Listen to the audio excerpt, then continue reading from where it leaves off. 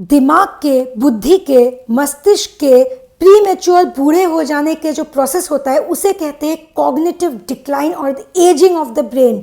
Brain को prematurely ageing ज़्यादा हो जाना, इसको स्टॉप करने के लिए 3 खाना, जो 3 फूड है, ब्रेन फूड जिसे कहा है, उसको शिकागो के एक बहुत ही रिनाउंड मेडिकल इंस्टीट्यूट ने, रश यूनिवर्सिटी में इसको कंडक्ट किया गया है वो रिसर्च, और उन्होंने सेट ऑफ खाना, जो सेट ऑफ ब्रेन फूड बताया, उसको मेडिटेरेनियन डैश डाइट कहा जाता है, शॉर्टकट में उसको माइंड डाइट कहा जाता है।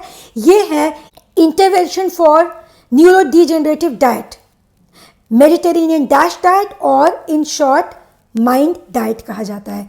ये डाइटिंग होती है जिसमें आपको एक सेट ऑफ खाना दिया जाता है और वो खाना आपको खाना होता है। इस रिसर्च के अनुसार जब उन्होंने ये डाइट किया, मैं उस खाने पे भी आऊँगी, और खाने के साथ जो ब्रेन एक्सरसाइज मैंने कंबाइन किया मैं आपको वो साथ में भी बता दूंगी।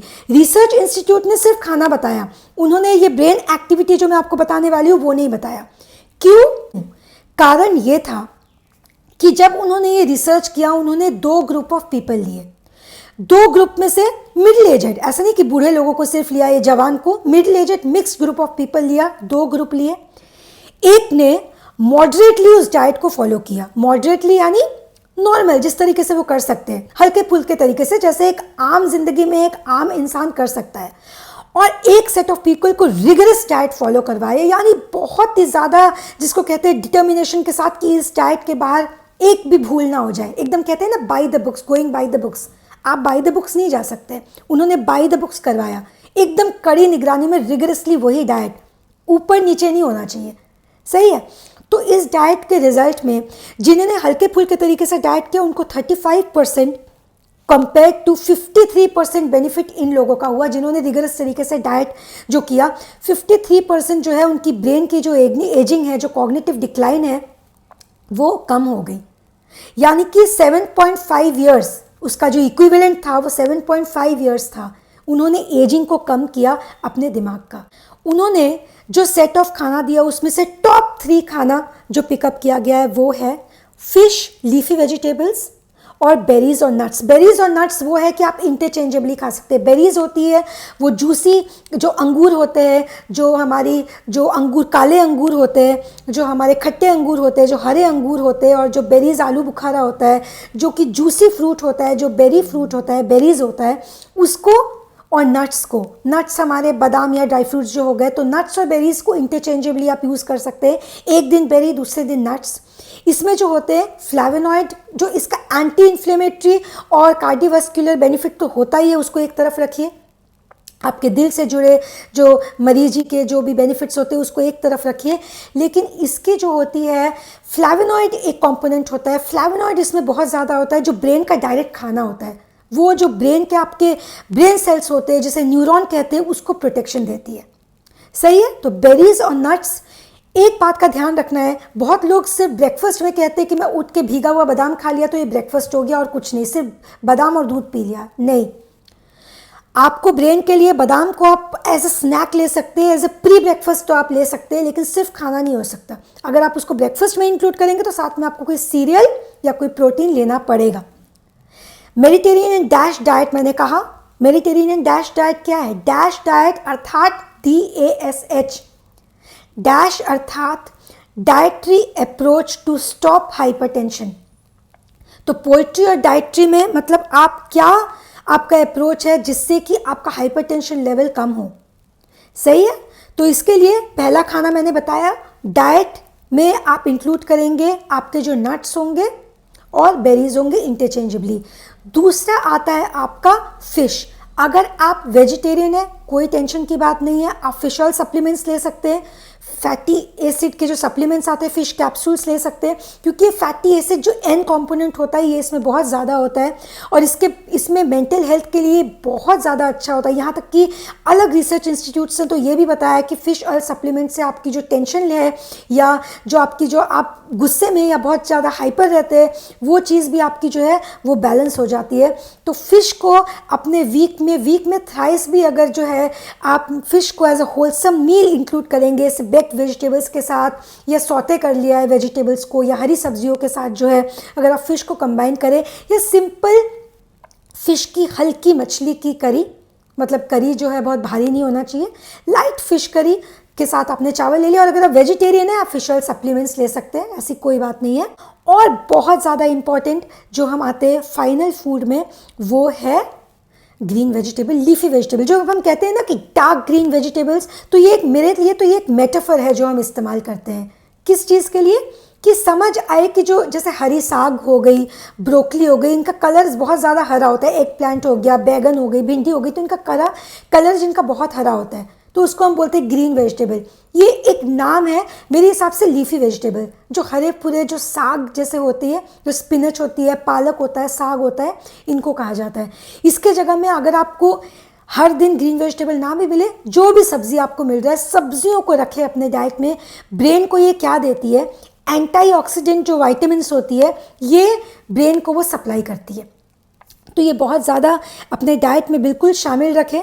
आप वेज है कि नॉन वेज है, एक तरफ रखें, आपको ग्रीन वेजिटेबल तो अपने डाइट पे रखना ही रखना है, सही है। सो ये 3 खाना हो गया। एक और उन्होंने जो सजेस्ट किया वो कंपलसरी उनके हिसाब से मेडिटेरियन डाइट का वाइन एक बहुत इंपॉर्टेंट कॉम्बिनेशन है, बहुत इंपॉर्टेंट कॉम्बिनेशन है वाइन के साथ। अगर आप खाने को कंपेयर करें, वाइन को आपकी पर्सनल चॉइस है, अगर आप इसको अल्कोहल की तरह लेंगे, इसका सेवन करेंगे या देखेंगे तो ये आपको नुकसान पहुंचाएगी। लेकिन वाइन अगर मॉडरेटली लिया जाए तो ये एनेबल करती है ब्रेन को क्लियर आउट करने में, जो जंक भरा होता है ना ब्रेन में, वो जंक को क्लियर आउट करने में वाइन मदद करती है, अगर उसको बहुत ही मॉडरेटली और बहुत ही जो है नियंत्रित, जो है बहुत ही लिमिटेड क्वांटिटी में अगर उसको सही मात्रा में लिया जाए तो वो दवाई का काम करती है। और दवाई के तरह ही उसको ट्रीटमेंट भी देनी है, उसको लेना उस तरीके से है। तो ये एक पर्सनल चॉइस है। अब इसको किन ब्रेन एक्सरसाइजेस के साथ कंबाइन किया जा रहा है और क्यों, मैंने खुद पे कंडक्ट करी और मेरे वेलनेस क्लाइंट्स ने भी इतना पॉजिटिवली रिस्पॉन्ड किया है। आप 3 हफ्ते इन ब्रेन एक्सरसाइज को, इस खाने के जो डाइटिंग है इसके साथ कंबाइन करके देखें, आपका जो फॉरगेटफुलनेस है, इसका एज के साथ जो भूल जाते हैं ना, चश्मा रख के कहीं भूल गए या फिर कहीं पेन रख के भूल गए, मोबाइल रख के कहाँ रख दिया, ये ऐसा तो बहुत नॉर्मल, एक नॉर्मल भूल जाना कोई भी भूल सकता है। लेकिन ये भूल जाना जो है, ये दिमाग की अलर्ट ना होने की निशानी है, ये साइन है कि आपके दिमाग जो है आप उसको राइट चैनलाइज नहीं कर रहे हैं।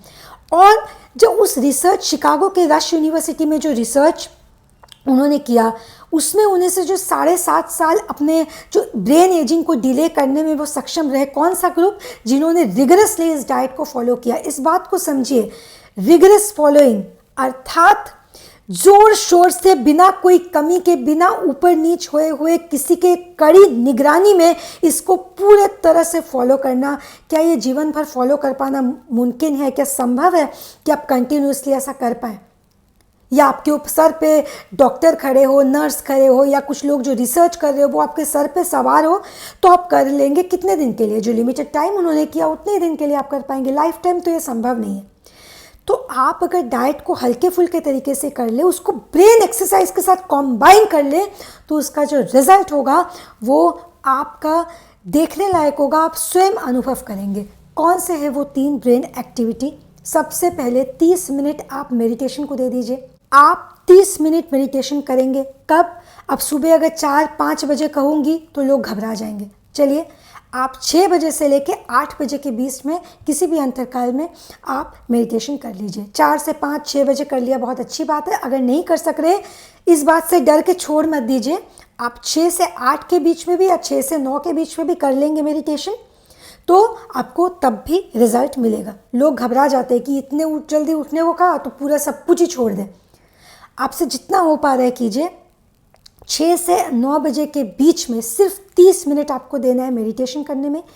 1 घंटा दिन का कोई भी समय, 1 घंटा कोई भी नया लैंग्वेज सीखने में, या आपकी चॉइस की कोई किताब पढ़ने में, या आपकी चॉइस की कुछ भी सब्जेक्ट नया सीखने में। अगर आप कोडिंग कर रहे हैं, आप डिजिटल में हैं, तो आप जो है एप्लीकेशन लर्न किस तरीके से करते हैं, जो आर्टिफिशियल इंटेलिजेंस पे कोई किताब आप पढ़ सकते हैं। अगर आप आपको कुकिंग में इंटरेस्ट है तो आप कुकिंग रिलेटेड कोई रेसिपी बुक पढ़ सकते हैं जिसमें कुछ नया आपको सीखने को मिले।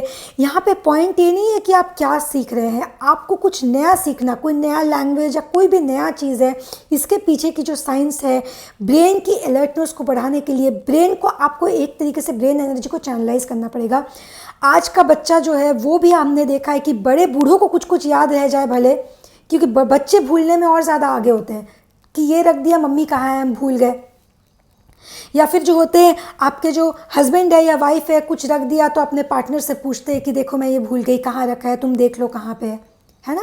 तो ये भूलने की जवानों में हम जवान लोगों पे ज़्यादा देख रहे हैं, क्योंकि वो क्या अपने ब्रेन को आप क्या कर रहे हैं, आप सिर्फ नेटफ्लिक्स देखने में या डिजिटल जो है वेब सीरीज या फिर कोई फिल्म देखने में या कोई यूट्यूब की वीडियो आप देख रहे हैं सिर्फ टाइम पास के लिए, तो ये एक एंटरटेनमेंट के लिए एक टाइम रखिए। लेकिन ब्रेन को अगर आपको सही मायनों में चैनलाइज करना है तो आपको इसको कुछ नया सीखने में लगाना ही पड़ेगा।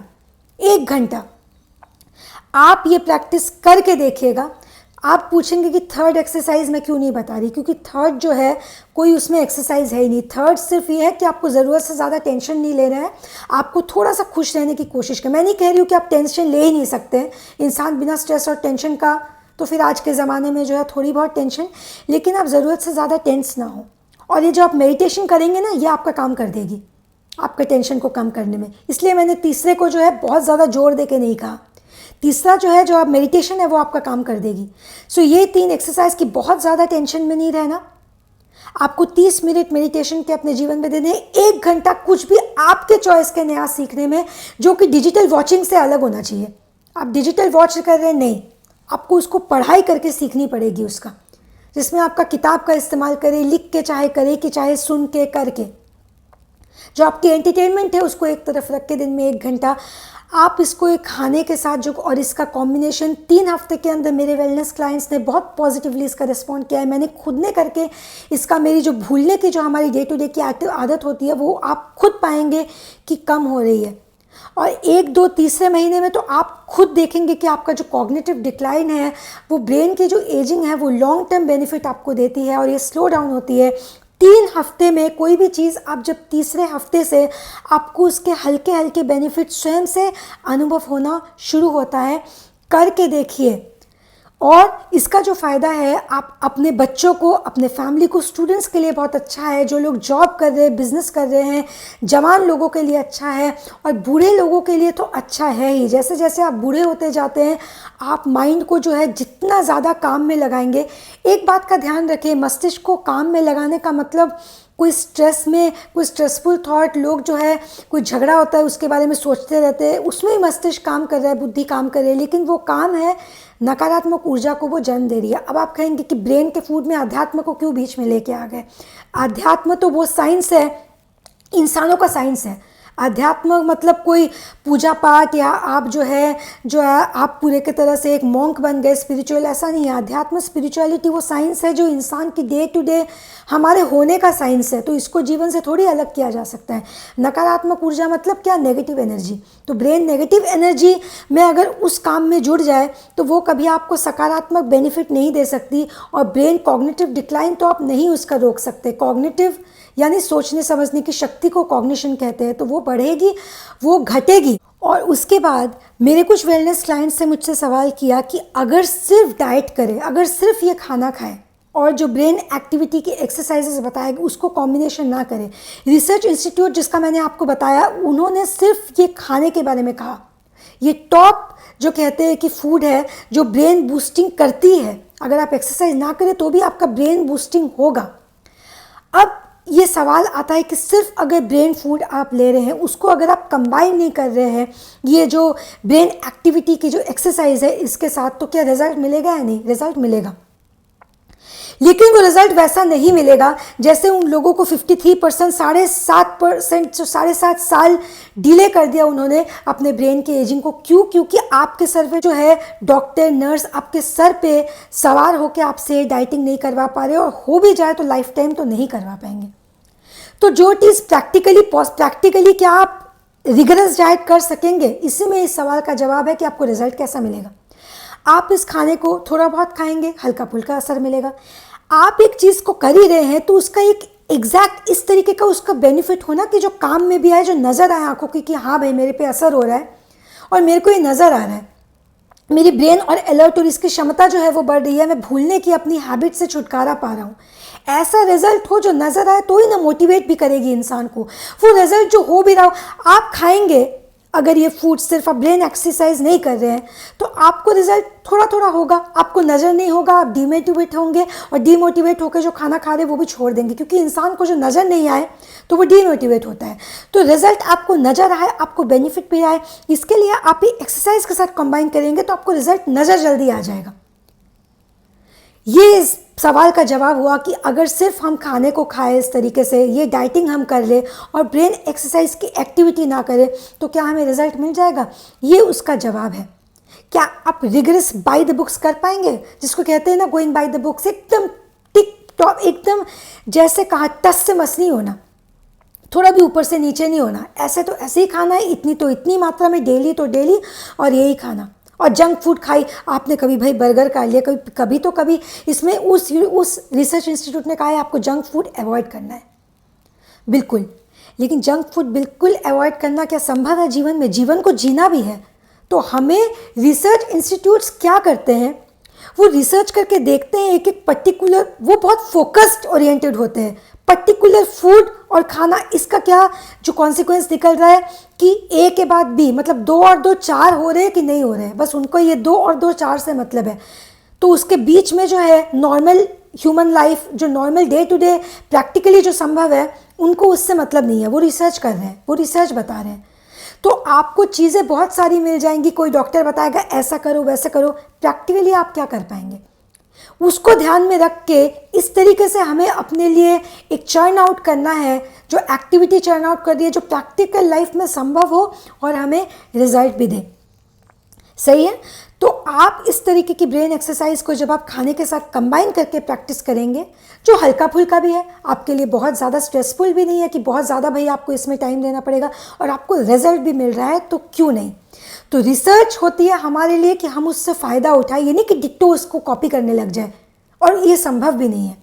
तो रिसर्च होता है फ़ायदा उठाए और उसको अपने जीवन में, अपने प्रैक्टिकल लाइफ के अनुसार इम्प्लीमेंट इस तरीके से करें कि लोगों ने, जो साइंस ने जो प्रयोग किए, उसका लाभ आप एक सकारात्मक तरीके से उठाए और प्रोडक्टिव और कंस्ट्रक्टिव रिजल्ट अपने जीवन में उपलब्ध करें। ब्रेड, जब मोहताज नहीं तो गुलामी कैसी, 41 डेज का लाइफ चेंजिंग कोर्स ब्रेड, जब मोहताज नहीं तो गुलामी कैसी।